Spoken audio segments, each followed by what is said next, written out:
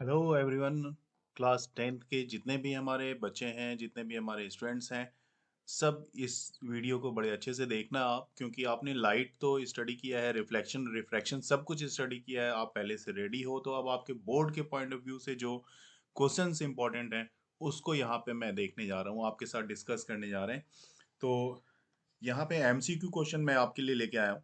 आप देख सकते हो यहाँ पे फर्स्ट क्वेश्चन जो है मल्टीपल चॉइस क्वेश्चन यहाँ पे मैंने मेंशन किया हुआ है, आप देख सकते हो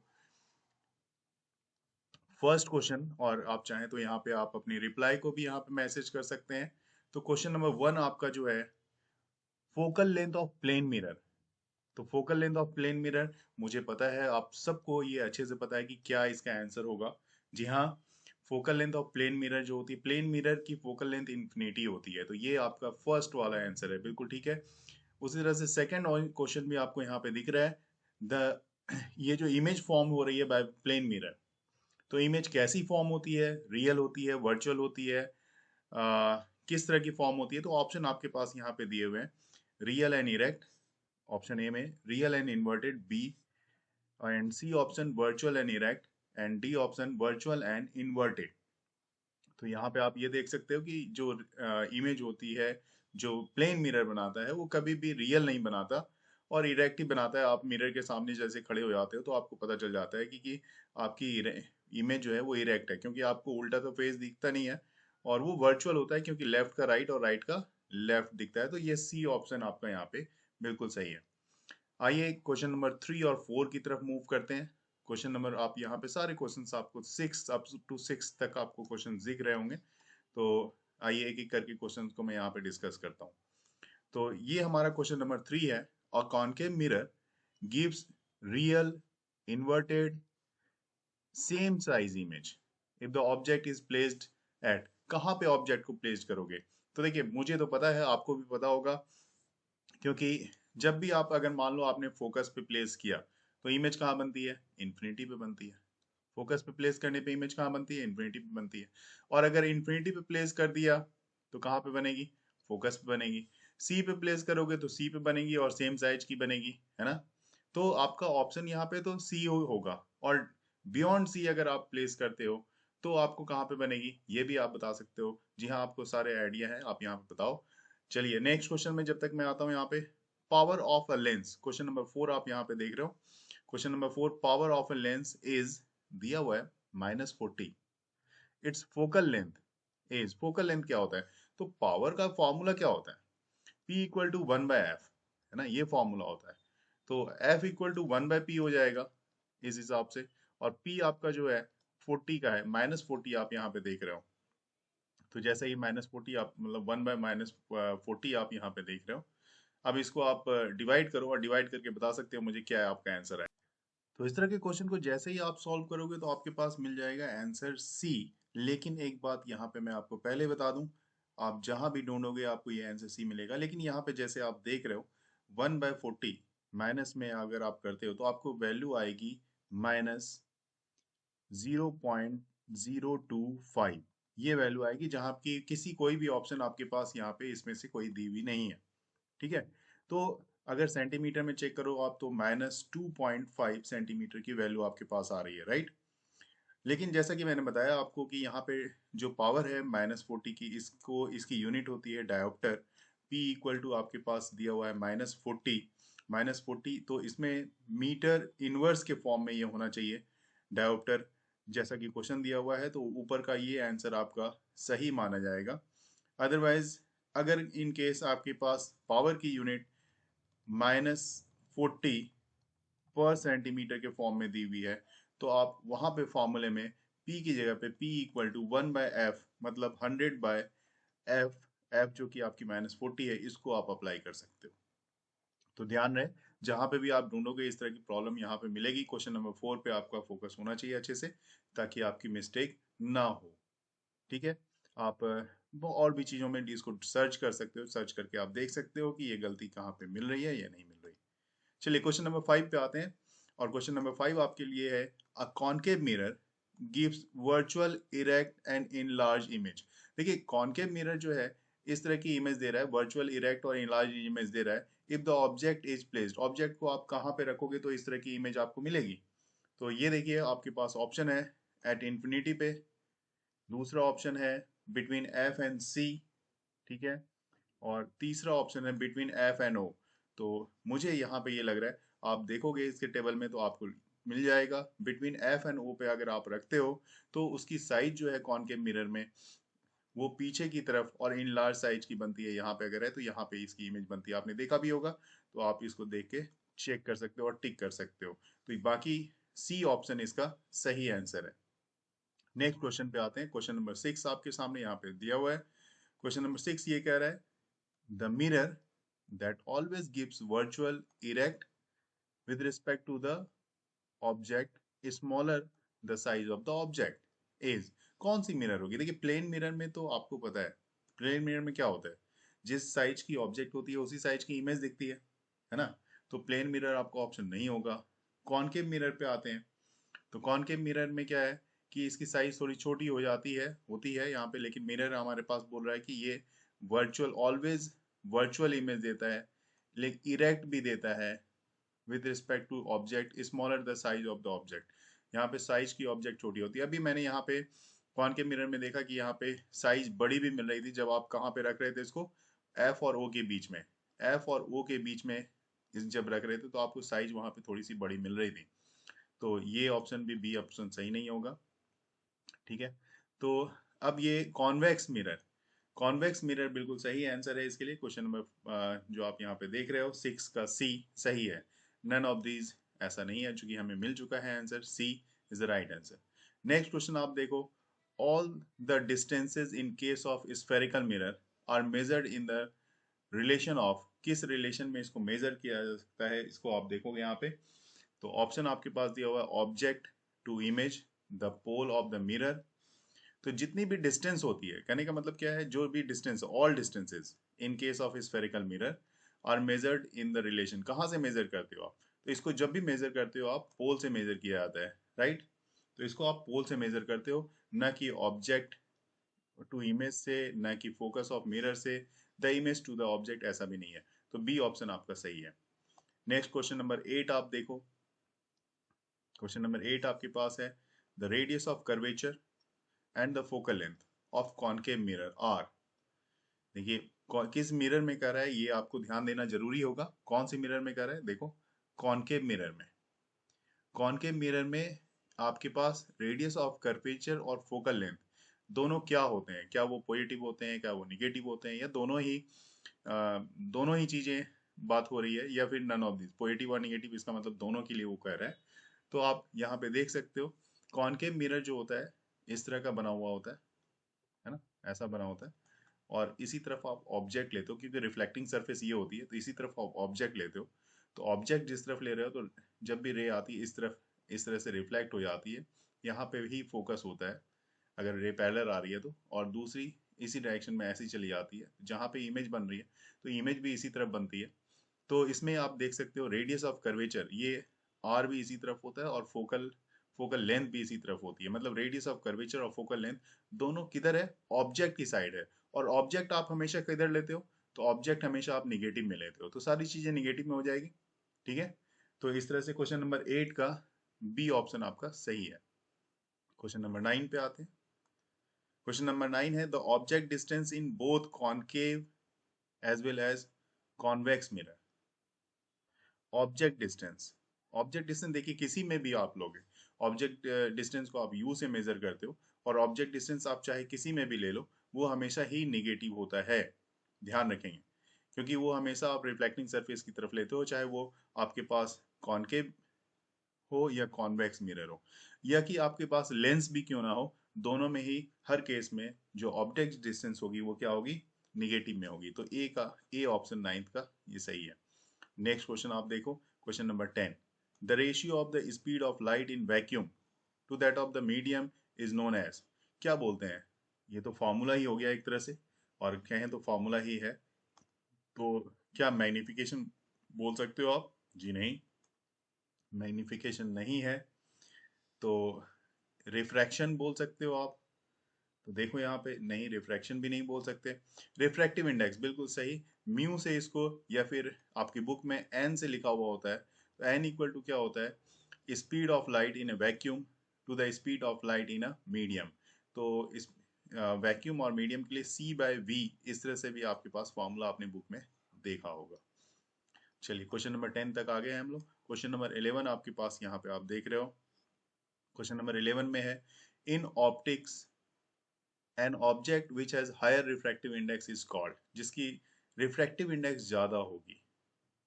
इन ऑप्टिक्स, ऑप्टिक्स जो चैप्टर, ऑप्टिक्स मतलब ये लाइट चैप्टर की बात कर रहा है ना, ऐसा नहीं कि ऑप्टिक्स कुछ नया है। लाइट चैप्टर के बारे में आपकी क्लास 10 की लाइट चैप्टर से ही ये रिलेटेड क्वेश्चन है, उसी के बारे में ये बात कर रहा है। तो क्या वो ऑप्टिकली रेयरर होगी? नहीं होगी। Object has a higher refractive, जिसकी हायर रिफ्रैक्टिव इंडेक्स होती है, तो वो ऑप्टिकली जो होता है वो डेंसर होगा। ध्यान रखेंगे इस बात का, वो क्या होगा? ऑप्टिकली डेंसर होगा। क्वेश्चन नंबर 11 का आपका बी आंसर सही है। और ऑप्टिकली, ऑप्टिकल डेंसिटी की बात नहीं हो रही यहाँ पे, ऑप्टिकली डेंसर की बात हो रही है। रिफ्रैक्टिव इंडेक्स भी इस पे का कोई कंसर्न नहीं है। क्वेश्चन नंबर 12 पे आ रहे हो आप। क्वेश्चन नंबर 12 देखो, the optical phenomena twinkling of stars is due to. ये बड़ा ही आसान क्वेश्चन है और आपके चैप्टर का लास्ट टॉपिक में से एक है।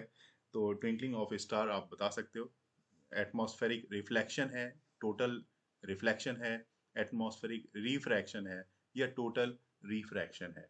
इसमें से कौन सा है? ये ज़्यादातर बच्चे, मुझे पता है, मतलब बोल देंगे कि ये आपको देखने के साथ कि ये एक एटमॉस्फेरिक रिफ्रैक्शन फेनोमेना है। तो ऑप्शन सी आपका यहाँ पे सही आंसर है। नेक्स्ट क्वेश्चन नंबर 13 में आप देख सकते हो। क्वेश्चन नंबर 13 आपके लिए कह रहा है, convex lens focus a real point size image at focus, the object is placed.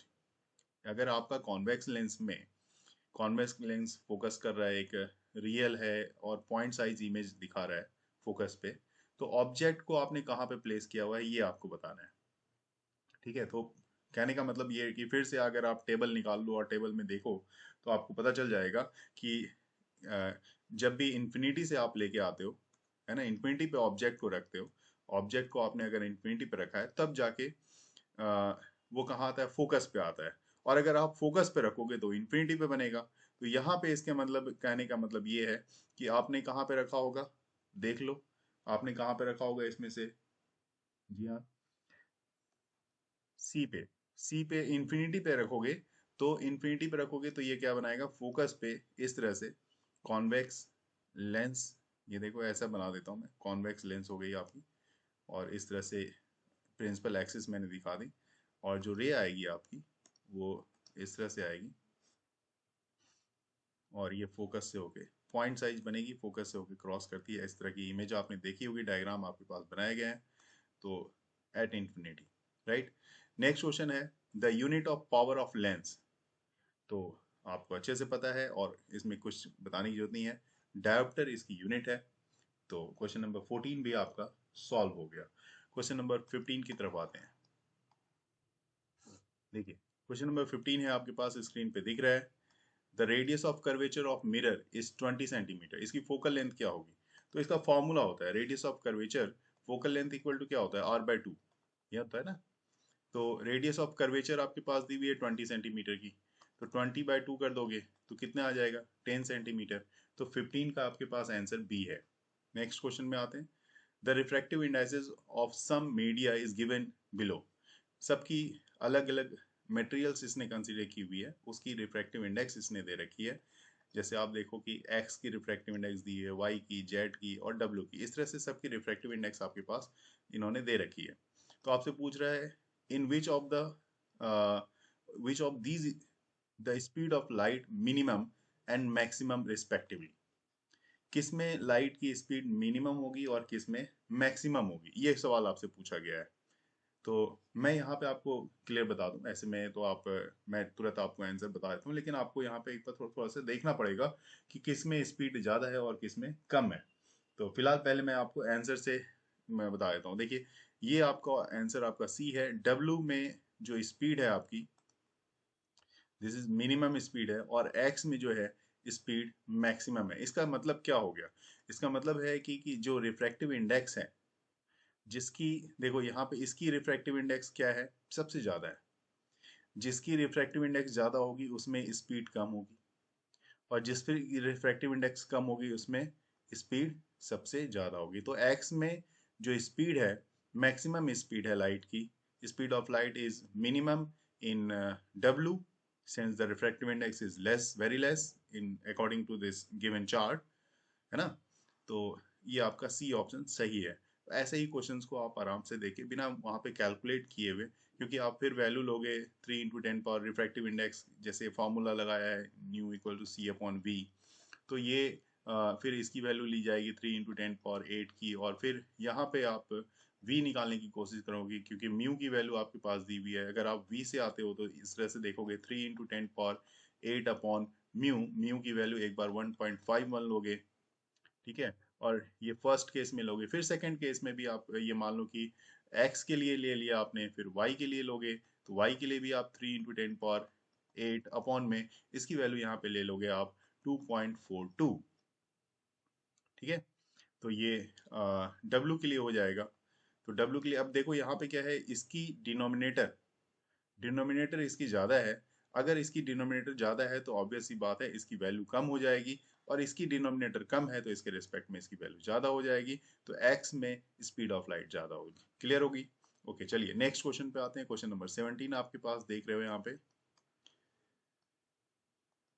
Question number 17 है the power of a lens, power दी हुई है इस बार 1.6 डायोप्टर की। The nature of the lens, nature कैसा होगा, चूंकि पॉजिटिव है ना, पॉजिटिव है तो कैसा लेंस होगा, कॉन्वेक्स लेंस होगा। ये इसमें कुछ सोचने की जरूरत नहीं है। और अगर निगेटिव होता, यही वैल्यू निगेटिव होती 1.6 डी की, तो कौन सा लेंस होता, तो कॉनकेव लेंस होता, राइट। चलिए नेक्स्ट क्वेश्चन आपके पास यहाँ स्क्रीन पे आप देख रहे हो, question number 18। An incident ray makes 60 degree angle with the surface of the plane mirror, right। और भी कुछ हाइड है, मैं दिखा देता हूँ एक बार। द एंगल ऑफ रिफ्रैक्शन, अच्छा, तो इंसिडेंट रे की बात हो रही है और एंगल ऑफ रिफ्रैक्शन की बात हो रही है। ध्यान देंगे, गलती नहीं करना है, यहाँ पे रिफ्लेक्शन की बात नहीं हो रही, ठीक है ना। रिफ्रैक्शन की बात नहीं हो रही, मैं फिर से बता देता हूँ, यहाँ पे रिफ्रैक्शन की बात होती, क्योंकि रिफ्लेक्शन की बात होती तो इंसिडेंट रे और angle of incidence equal to angle of refraction तो होता ही है। तो वैसे केस में अगर ये 60 है तो ये भी 60 हो जाता है, ये इसमें कोई दिक्कत नहीं आती, राइट।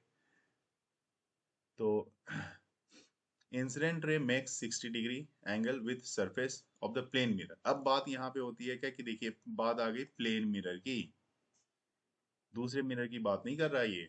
दूसरे मिरर में, या फिर अगर दो अलग अलग मीडियम होते तो उसमें चेंज हो जाता है। मीडियम कहने का मतलब अगर कोई स्लैब होता तो उसमें अलग हो जाता है, लेकिन प्लेन मिरर है तो प्लेन मिरर में कोई चेंजेस नहीं आएगा। ये 60 डिग्री का जैसा मैंने यहाँ पे दिखाया वही आपका आंसर होगा। चलिए क्वेश्चन नंबर 19 आपके पास यहाँ पे है। क्वेश्चन नंबर 19 देख रहे हैं। The angle of refraction in given figure, angle of refraction in given figure, अच्छा, तो यहाँ पे एंगल ऑफ रिफ्रैक्शन आप देखो, रिफ्लेक्शन की बात हो रही है, एंगल ऑफ रिफ्लेक्शन की। तो देखो जिस एंगल से ये इंसिडेंट हुआ है यहाँ पे मिरर पे, ठीक है, उसी एंगल से ये वापस भी आ गया है। तो पूरे का पूरा जिस एंगल से गया उसी से तो वापस आ गया, इसमें कोई चेंजेस तो है नहीं, है क्या। तो ऑब्वियस सी बात है यहाँ पे ये 0 डिग्री आपके पास, क्वेश्चन नंबर 19 का आंसर जो होगा वो 0 डिग्री होगा, ठीक है, क्योंकि एंगल ऑफ रिफ्लेक्शन, रिफ्लेक्ट जो भी है वो यहाँ पे बिल्कुल 0 डिग्री की है। अगले क्वेश्चन पे आते हैं, क्वेश्चन नंबर 20। दो क्वेश्चन सिर्फ आपके पास अब बचे हुए हैं।